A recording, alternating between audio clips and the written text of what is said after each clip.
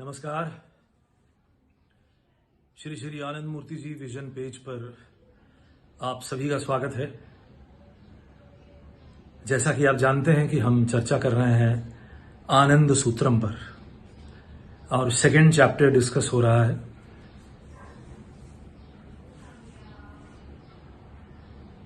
आज का सूत्र है ब्रह्म सत्यम जगत अपि सत्यम आपेक्षिकम।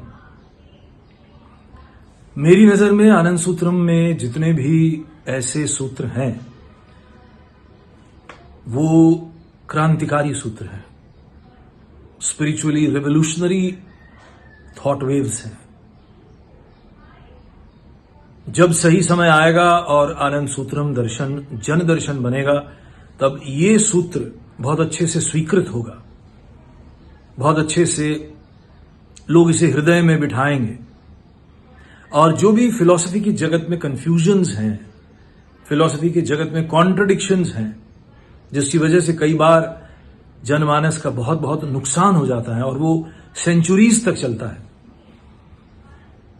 तो इससे जुड़ा हुआ जो सूत्र पूरे देश में बहुत सहस्रों वर्ष चला और जिसने एक तरह से दर्शन के जगत में भी वो त्रुटिपूर्ण विचार था, वो सूत्र था ब्रह्म सत्यम जगत मिथ्या। तो कुछ रियलाइज्ड सोल्स ने, चूंकि उन्होंने रियलाइज किया ब्रह्म को, सत्य को, तो इस आंख से देखने वाले संसार को उन्होंने पूरी तरह से नेग्लेक्ट कर दिया और कहा कि मिथ्या है। हालांकि वैयक्तिक रूप से वो व्यक्ति जो ब्रह्म को रियलाइज किया, सत्य को रियलाइज किया, वो सही कह रहा है।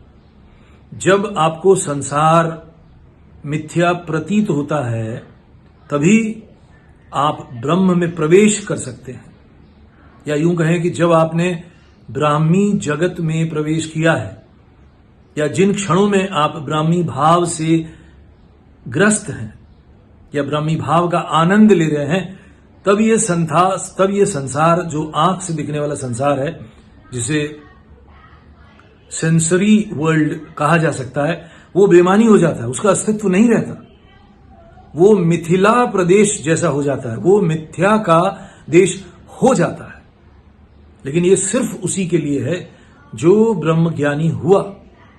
अब जो रास्ते में है, जो प्रयास कर रहा है, जो संघर्ष कर रहा है, जो साधक है, उसके लिए ये संसार का मायने क्या है?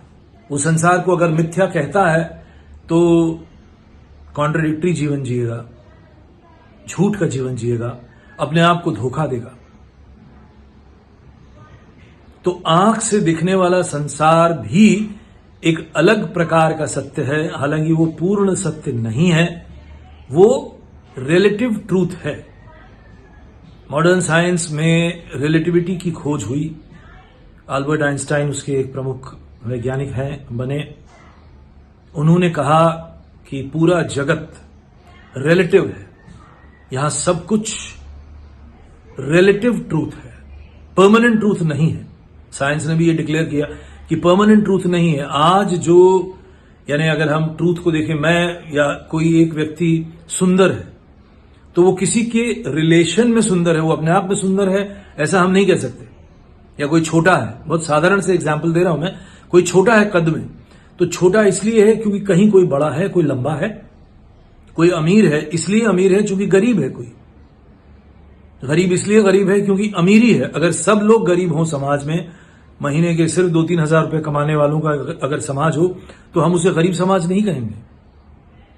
तो रिलेटिविटी से कनेक्टेड है ये। तो ये कंप्लीट झूठ नहीं है। सबसे बड़ा दोष जो पुराने सूत्र में था, ब्रह्म सत्यम जगत मिथ्या, इस सूत्र का ऐसा मिसयूज हुआ कि हमारे जो सो कॉल्ड रक्षक थे समाज के, धर्म गुरु थे, धर्माचार्य थे, जब जब इस देश पर दूसरी सभ्यताओं ने आक्रमण किए, जब जब इस देश पर इन्वेजन हुआ, बाहर से अटैक हुआ, तो जाहिर है चूंकि हमारे यहां उस वक्त उतनी शक्ति नहीं थी, हमारा क्षत्रिय बल थोड़ा कमजोर था, इसीलिए सामने वाले लूट कर चले गए और यहां पर अपना शासन करते गए। तो ऐसे में ये सूत्र ने सबको एक प्रकार का एस्केपिस्ट हेल्प दिया कि ब्रह्म तो सत्य है, हम लोग तो ब्रह्म ज्ञानी हैं, हम ब्रह्म के मार्ग पे चल रहे हैं, तो ये आंख से दिखने वाला संसार तो झूठा है, तो झूठे संसार में ये लोग झूठे विजेता हैं, थोड़े समय की शान है, थोड़े समय की इनकी बादशाहत है, थोड़े समय के ये लोग लूटपाट करेंगे, उसके बाद फिर नॉर्मल हो जाएगा। तो जिन लोगों का जीवन लुट पिट जाता था उनके लिए तो त्राहिमाम की अवस्था थी। वो लोग तो दर्द से, दुख से जूझ रहे थे। आज भी ऐसा होता है, आज भी कई राज्यों में, कई कम्युनिटीज के साथ ऐसा हुआ है।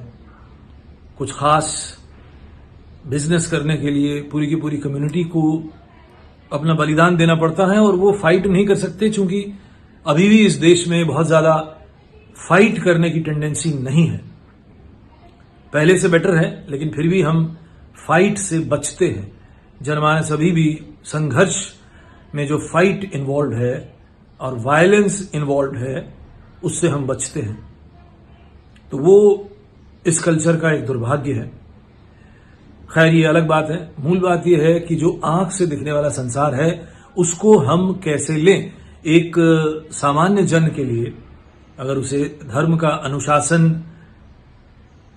दिया जाता है, धर्म का पाठ पढ़ाया जाता है, तो इस आंख से दिखने वाले संसार में वो कैसे जिए। यहां रुपया कमाना है, यहां घर बार बसाना है, घर खरीदना है, रिश्ते नाते हैं, धन कमाना है, रोजी रोटी रखनी है। ये सब बेशक चेंज होता जाएगा, ये सब बेशक बदलता हुआ स्वरूप है। जो 5 साल का बच्चा है एक दिन 20 साल का हो जाएगा, 20 साल का एक दिन 50 का हो जाएगा, 50 का एक दिन 70 का होके फिर मृत्यु के पास चला जाएगा। तो सब बदलता रहेगा इस पूरे आंख से दिखने वाले संसार में। तो इसको कैसे देखें और इसको कैसे जिएं, ये तो एक बड़ा प्रश्न है। हम ब्रह्म को सत्य मानते हुए, ब्रह्म की आराधना और ब्रह्म की साधना करते हुए हम थोड़े समय के लिए सत्य के पास आ सकते हैं या सत्याश्रयी हो सकते हैं, लेकिन हम 24 घंटे तो नहीं होंगे। 24 घंटे होना बहुत मुश्किल काम है। 24 घंटे होने का मतलब है कि वो व्यक्ति शरीर को ठीक से रख नहीं पाएगा, लेकिन शरीर की अपनी रिक्वायरमेंट है। शरीर कुछ खास तरह से चलता है, इंस्टिंक्ट है, आहार, निद्रा, भय, मैथुन, इनसे शरीर चलता है। तो शरीर का उपयोग करना पड़ेगा उसको, और शरीर का उपयोग करने के लिए अगर वो दूसरों पर ही आश्रित है तो ये ठीक बात नहीं होगी। उसको धन कमाना होगा, उसको काम करना होगा, उसको पैसे कमाने होंगे और उसको धर्म साधना करनी होगी, तभी वो एक आइडियल जीवन जी रहा है, ऐसा मानना पड़ेगा। ब्रह्म सत्यम, ब्रह्म ही सत्य है। हमने पहले ही चैप्टर में ब्रह्मचक्र के बारे में जब जाना, सुना, पढ़ा, तो ब्रह्म क्या है? ओरिजिनल है क्रिएशन का। हमने इसी सेकंड चैप्टर में भी पढ़ा, सगुण ब्रह्म से ही सृष्टि होती है और सगुण ब्रह्म निर्गुण ब्रह्म का हिस्सा है। तो यही ब्रह्म सत्य है। अब सत्य की परिभाषा क्या है?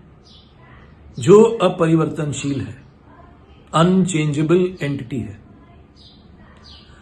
आंख से दिखने वाले संसार में हर चीज बदलती है। जैसा थोड़ी देर पहले मैंने कहा कि बच्चा है, वो जवान होगा, फिर बूढ़ा होगा, फिर मरेगा। और कोई भी वस्तु लो, चाहे वो मकान हो, चाहे वो कपड़े हो, चाहे फर्नीचर हो, हर चीज चेंज हो रहा है, चेंज हो रहा है, चेंज हो रहा है। लेकिन कोई कुछ है जो अनचेंजिंग है। जो अनचेंजिंग एंटिटी है उसी को हमने सत्य कहा। हमारे भीतर यानी मनुष्य के भीतर जो जीवात्मा है वो अनचेंजिंग है, और पूरे कॉस्मोस में जो परमात्मा है, ब्रह्म है, जो शिव शक्ति को लेकर है, वो अनचेंजिंग है, अनचेंजेबल है। उसमें कोई परिवर्तन नहीं होता। बाहर के ढांचे में परिवर्तन होता रहेगा, लेकिन अंदर जो खोल है, अंदर जो सार तत्व है, जो ब्रह्म है, जो सत्य है, जो शिव है, वो कभी बदलेगा नहीं। वो जैसा था वैसा ही रहेगा। सिर्फ वो ऑब्जेक्ट चेंज करता रहता है। आत्मा की खूबी ये है, इंडिविजुअल जो सोल है या जीवात्मा के बारे में जब ये कहते हैं कि वो जिस तरह से मनुष्य पोशाक बदलता है, चेंज ऑफ गारमेंट है या चेंज ऑफ रूम है, तो वैसे ही आत्मा चेंज करती है, एक रूम से दूसरे रूम में जाती है, एक वस्त्र बदल के दूसरे वस्त्र को पहन लेती है। गर्भ धारण के बाद एक नया जीव आता है, लेकिन आत्मा और मन जो लिप्त है साथ साथ वो वही रहते हैं। तो इसलिए इस संसार में जीने के लिए ब्रह्म को सत्य मान के जीना होगा। मगर ये जो आंख से दिखने वाला संसार है, इसके साथ साथ इसके प्रति भी हमारी दृष्टि में अब एक नया परिवर्तन चाहिए। मैं एक किस्सा शेयर करना चाहूंगा। एक स्टूडेंट के साथ एक बार इस पर डिस्कशन हुआ ब्रह्म सत्य पे, और वो चूंकि शंकराचार्य के जगत मिथ्या वाले सूत्र को बहुत मान रहे थे, तो बातचीत के दौरान फिर हम एक रेस्टोरेंट में गए, वहां पे कॉफी पी रहे थे। तो मैंने खड़े होकर उसको बोला कि ये जो तुम देख रहे हो रेस्टोरेंट, यहां इतने लोग हैं, तो क्या ये मिथ्या है? और वो कहने लगा हाँ ये मिथ्या है। मैं हैरान हुआ और मैंने उसे मजाक में कहा कि अगर मैं तुम्हें थप्पड़ मारूं तो क्या तुम्हें लगेगा कि ये मिथ्या है? तो बोलता नहीं, तुम क्या करोगे? बोलेगा मुझे तो गुस्सा आएगा। तो जिन्होंने इस सूत्र को अपनाया, चूंकि बहुत से ऑर्गेनाइजेशंस और बहुत से धर्म संस्था हैं जो अभी भी शंकराचार्य के इस सूत्र को पढ़ाते हैं। कई जगह तो इसको क्रिटिसाइज भी किया जाता है, लेकिन बहुत जगह इसको मान के चलते हैं, क्योंकि पुराने जितने भी शास्त्र हैं उनमें कोई मौलिक परिवर्तन पिछले 1000-1200 साल में नहीं हुआ है। ये इसी संस्था में, ये इन्हीं गुरु के द्वारा, श्री श्री आनंद मूर्ति जी के द्वारा एक आमूल चूल परिवर्तन हुआ है दर्शन के जगत में। बहुत से कॉन्सेप्ट वैसे के वैसे ही हैं, चाहे वो शिव शक्ति हो, संचर प्रतिसंचर हो, लेकिन बहुत से कॉन्सेप्ट में चेंज लाया है। क्यों लाया है चेंज? क्योंकि मॉडर्न साइंस ने कुछ चीजें सिद्ध की हैं और हमें उन सिद्ध की हुई चीजों को मानना होगा। हम डॉगमेटिक होकर पुराने विचारों को या पुराने दर्शन के सूत्र को एज इट इज अगर एक्सेप्ट करते हैं तो ये एक दोष हो जाएगा। एक डिफेक्टिव आइडिया को आप मान के चलेंगे तो आपके जीवन में डिफेक्टिव चिंतन होगा और डिफेक्टिव चिंतन से डिफेक्टिव आचरण होगा। तो इसलिए आनंद मार्ग का जो ये दर्शन है, आनंद सूत्रम का जो ये दर्शन है, ये किसी भी वस्तु या चीज को या व्यक्ति को या जो करणीय है उसको त्याज्य नहीं मानता है। अगर हम इस फिलॉसफी को, इसका सार समझें, इसका सारांश समझें, तो वो ये है कि हमें जगत में भी कुछ करना है और हमें आध्यात्मिक जगत में भी कुछ करना है। हमें दीन और दुनिया दोनों में उपलब्धियां चाहिए, तभी हम सही रूप से सफल व्यक्ति कहलाए जाएंगे।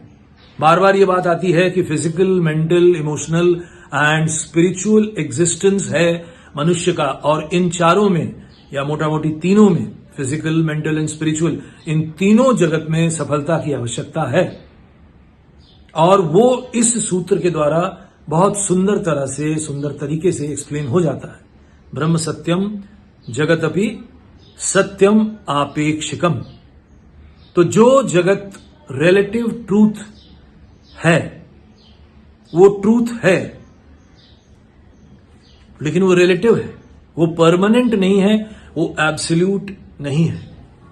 ब्रह्म का जगत जो शिव शक्ति को लेकर है और शिव के साथ त्रिगुणात्मिका प्रकृति, त्रिगुणात्मिका शक्ति को लेकर है, और वो गुणों के साथ ही जुड़ा हुआ है।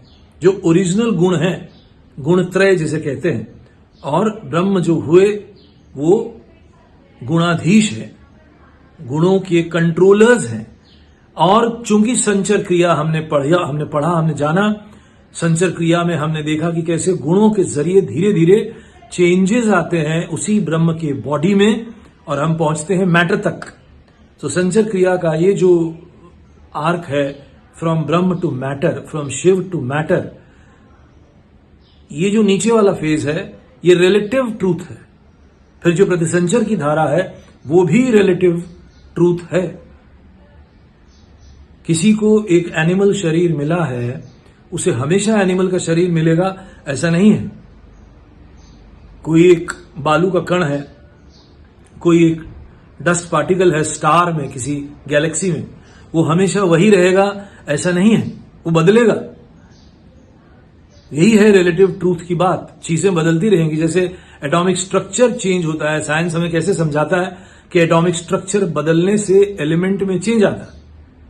वो जो ढांचा है उसके अंदर यदि इतने एलिमेंट हैं तो वो ऑक्सीजन है, इतने एलिमेंट है तो कार्बन है, तो ऑक्सीजन कार्बन में बदल सकता है क्योंकि नंबर ऑफ एटम्स चेंज हो गए, मॉलिक्यूल चेंज हो गया, तो मॉलिक्यूलर स्ट्रक्चर आपका बदलता है। ये पूरा हम सबके ढांचे को लेकर भी ऐसा ही चिंतन है। वो अभी साइंस उस लेवल तक पहुंचा नहीं कि वो पूरे वृक्ष के ढांचे को, मनुष्य के ढांचे को, एक सेल के ढांचे को इस तरह से बता दे, समझा दे कि हाँ वृक्ष भी मनुष्य हो सकता है, मनुष्य भी एक कीड़ा हो सकता है, एक कीड़ा एक जानवर हो सकता है, एक जानवर एक सैंड पार्टिकल हो सकता है, सैंड पार्टिकल एक गैलेक्सी में तब्दील हो सकता है। इस तरह की जो चेंजेस हैं, लगातार जो चेंज हो रही है, इसमें कई साल लगते हैं, हजारों साल लगते हैं, लाखों साल लगते हैं, लेकिन साल लगते लगते वो चेंजेस आते रहते हैं। तो उस चेंज की वजह से ही ये संसार एक रिलेटिवली ट्रूथफुल वर्ल्ड है। इसको हम डिसमिस नहीं कर सकते। जिन्होंने डिसमिस किया उन्होंने गलत विचार का प्रचार किया और न सिर्फ समाज का नुकसान किया बल्कि पूरे कल्चर का नुकसान किया। तो आने वाले समय में इस तरह के नुकसान न हो, इसलिए इस सूत्र को गांठ बांध कर रखने की जरूरत है। मैं तो समझता हूं सेकंड चैप्टर में ये सबसे पावरफुल सूत्र है। जहां कहीं लोग कुछ बोर्ड लगाते हो या स्कूल में इंपॉर्टेंट सेइंग्स लिखते हो, कोटेशन लिखते हो, वहां पे इसे कोटेशन की तरह लिख देना चाहिए, ब्रह्म सत्यम जगतपि सत्यम आपेक्षिकम। तो अगर कोई आपसे, जैसे अक्सर एक पुरानी धारणा आती है, अगर कोई सन्यासी भी है या एक ग्रही है और वो साधना के पथ पे बहुत सिंसियरली चलता है और उससे कोई पूछता है कि आप एक धार्मिक व्यक्ति हैं तो आपको ऐसे मोबाइल फोन की क्या जरूरत है, आप क्यों एक आईफोन रखे हुए हैं? तो जवाब यही है, आपेक्षिक सत्य में आपको ऐसी चीजें रखने में कोई परहेज नहीं होनी चाहिए। अगर आपकी जरूरत है, ट्रैवलिंग की आवश्यकता है, एक सन्यासी भी कार रख सकता है, रखना चाहिए उसे, उसका समय बचेगा, वो सेवा का काम अच्छे से करेगा। हाँ, बस इसका ख्याल रखना है कि वो उस कार से चिपक न जाए, मोहग्रस्त न हो जाए। यदि मोहग्रस्त होता है तो उसकी धार्मिक उन्नति में बाधा आएगी। तो संसार के वस्तुओं का हमें कैसे उपयोग करना है, ये भी धर्म साधना का हिस्सा है। रिलेटिव ट्रूथ का कैसे इस्तेमाल करना है, ये भी धर्म साधना का एक अंग है। जो करणीय है, जो जरूरी है, वो तो करना ही पड़ेगा, नहीं तो आप पिछड़ जाएंगे और आप समय के साथ तालमेल नहीं मिला पाएंगे। क्योंकि संसार में परिवर्तन हो रहा है।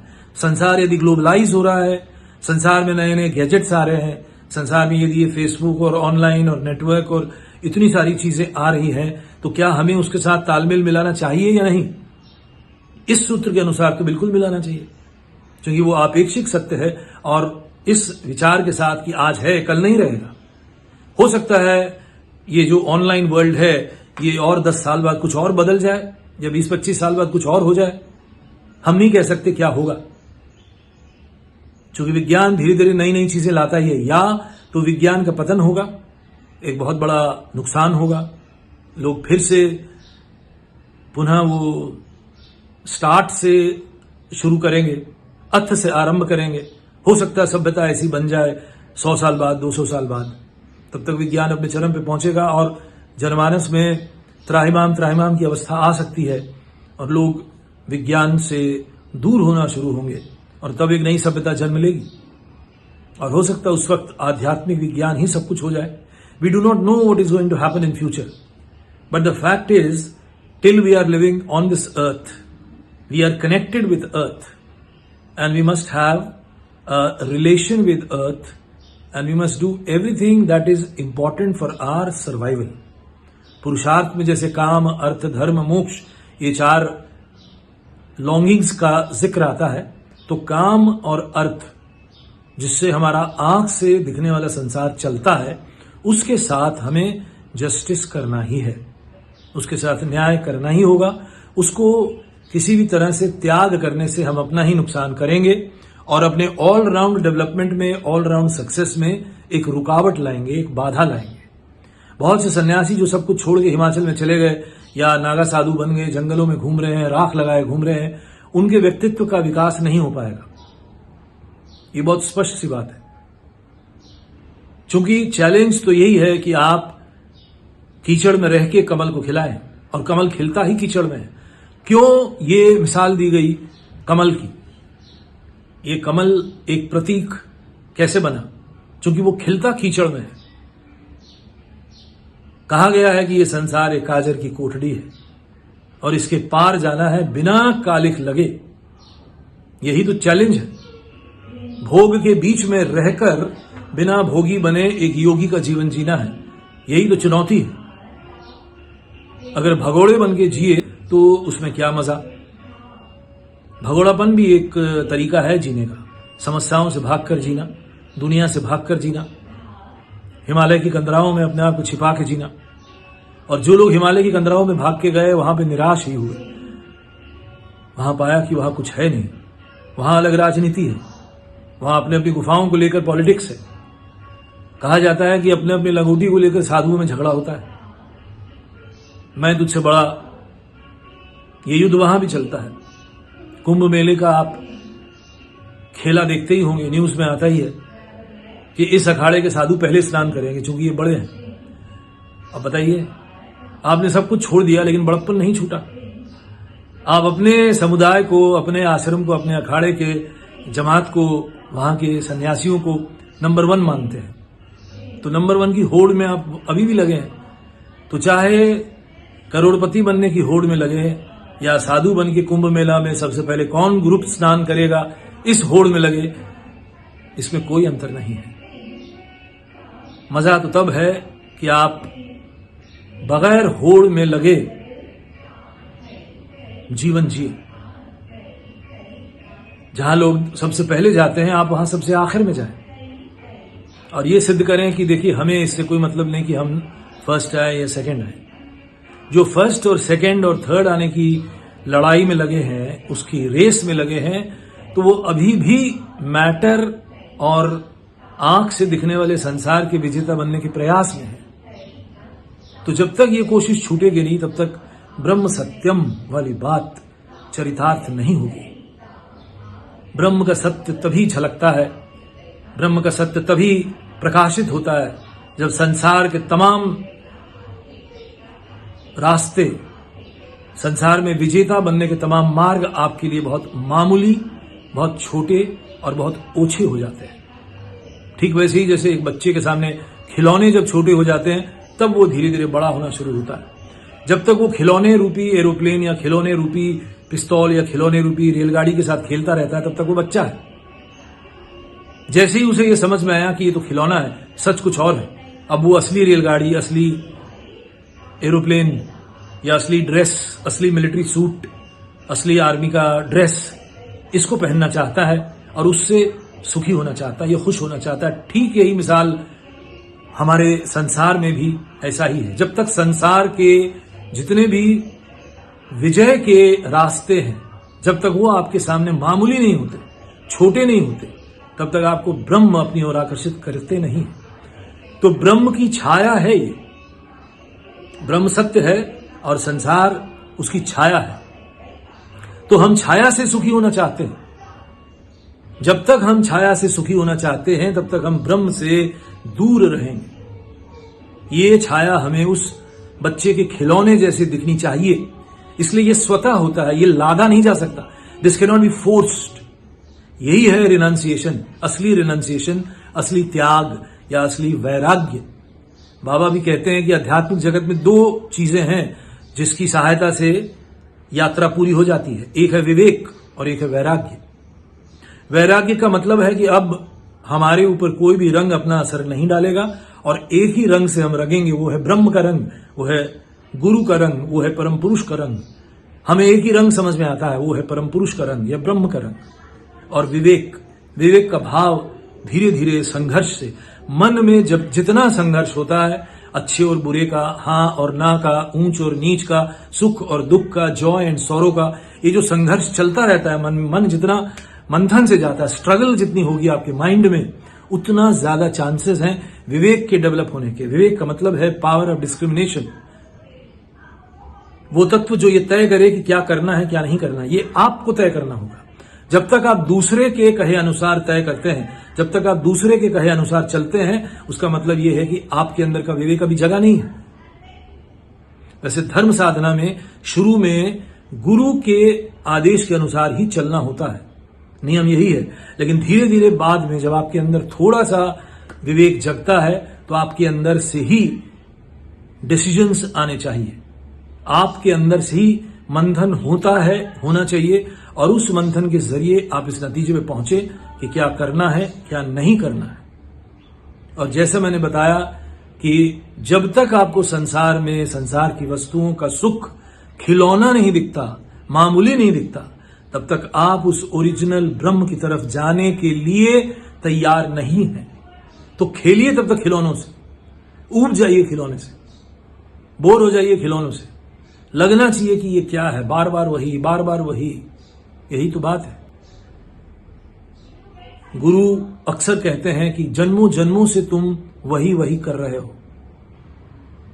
पैदा हुए, स्कूल गए, पढ़े लिखे, नौकरी की, शादी की, बच्चे किए, घर बनाए, दादा बने, दादी बने, बूढ़े हो गए, मर गए, फिर पैदा हुए, और फिर वही कुचक्र में घूम रहे हैं, कोलू के बैल की तरह घूम रहे हैं।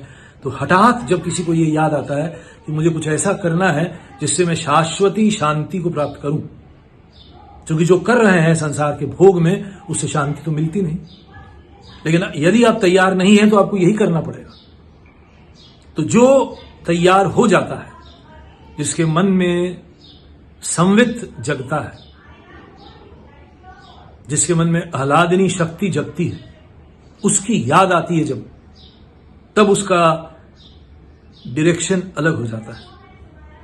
और वो ब्रह्म सत्यम जगतपि सत्यम आपेक्षिकम के रास्ते पर चलता है, ब्रह्म को लेकर चलता है, लेकिन जगत को आपेक्षिक सत्य मानते हुए, जगत को काम चलाऊ जगत मानता है। जो जरूरी है वो करना है, कपड़े पहनने साफ सुथरे होने चाहिए, सुंदर होने चाहिए, अय्याशी वाले कपड़े ना हो, और घर होना चाहिए, अगर जरूरत है गाड़ी की होनी चाहिए, म्यूजिक होना चाहिए, किताबें होनी चाहिए, रिश्ते नाते चाहिए, थोड़ा सा धन चाहिए जिससे आपकी रोजी रोटी चल सके, ये सब होना चाहिए। लेकिन इन सब को करते करते उस ब्रह्म के पीछे ही पड़ना है, ब्रह्म सत्यम को ही अपना सर्वस्व मानना है।